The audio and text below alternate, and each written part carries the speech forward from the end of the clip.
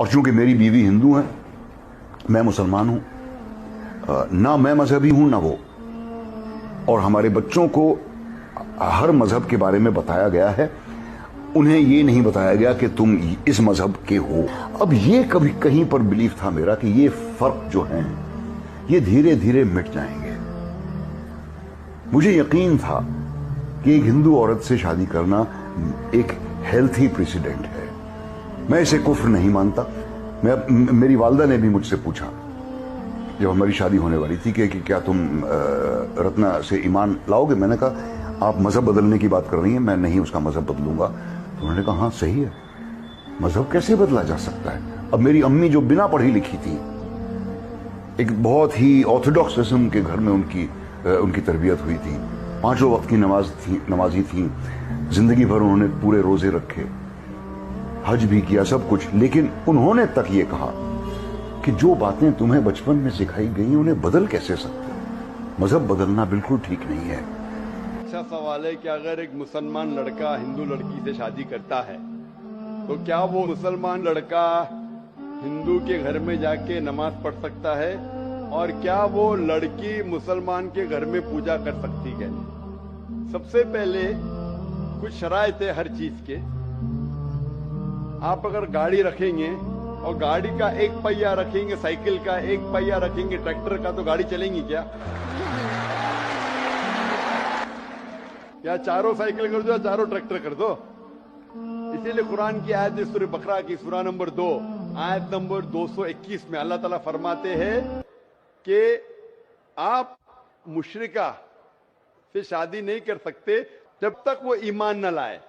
مطلب جو غیر مسلم ہیں اور شرک کر رہی ہے اس سے آپ شادی نہیں کر سکتے جب تک وہ ایمان نہ لائے۔ اور ایک ایمان لانے والی عورت چاہے کتنی بھی بدصورت ہو وہ ایک مشرکہ سے بہتر ہے۔ اور آگے آیت کہتی ہے کہ لڑکیاں مشرک لڑکے سے شادی نہیں کر سکتی جب تک وہ ایمان نہ لائے۔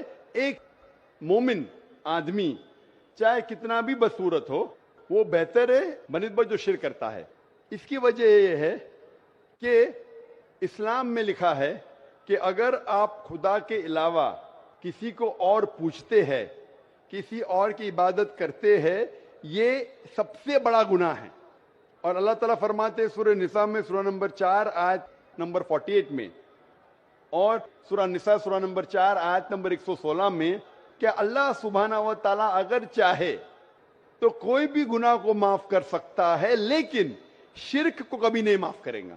اگر ایک انسان مشرک جیسا مر گیا تو اللہ تعالیٰ کبھی بھی اسے معاف نہیں کر سکتا۔ جس نے ہمیں زندگی دی، جس نے یہ ساری چیزیں ہمیں دی دنیا میں، اگر ہم اس کو گالی دیں گے، اس کے علاوہ کسی اور کی عبادت کریں گے، یہ شرک ہوا۔ تو اسی لیے اسلام میں اجازت نہیں ہے کہ ایک مسلم لڑکا یا لڑکی کوئی مشرک لڑکا یا لڑکی سے شادی کرے، یہ اجازت نہیں ہے۔ جہاں تک کہ سوال ہے کہ ایک عام مسلمان ہندو گھر میں نماز پڑھ سکتا ہے، اگر اس کے سامنے کوئی مورتی نہیں ہے تو وہ نماز کہاں بھی پڑھ سکتا ہے اگر جگہ صاف ہے۔ اسی لیے شادی کے لیے شرط ہے کہ دونوں کا ایمان ہو۔ اور اگر آپ ہندو مذہب پڑھیں گے تو ہندو مذہبی کتاب میں بھی یہی لکھا ہے جو میں نے پہلے پیش کیا، پہلا جو سوال تھا بھائی صاحب کا، اور میں نے کہا کہ ہندو مذہب میں بھی یہی لکھا ہے، نا تس پتیماستی، اس ایشور، اس بھگوان، اس خدا کا نہیں، کوئی مورتی نہیں، کوئی فوٹوگراف نہیں، کوئی پینٹنگ نہیں، کوئی پورٹریٹ نہیں، کوئی آئیڈل نہیں، کوئی اسٹیچو نہیں۔ اگر یہ مان لے کہ کم از کم جو یکساں ہے ہندو اور اسلام کے مذہبی کتاب میں، کم از کم اس کے اوپر عمل کرے تو اکثر ہمارے مشکلات دور ہو جائیں گی۔ جو یکساں نہیں ہے اس کو کل ڈسکس کر سکتے۔ اور اگر آپ تحقیق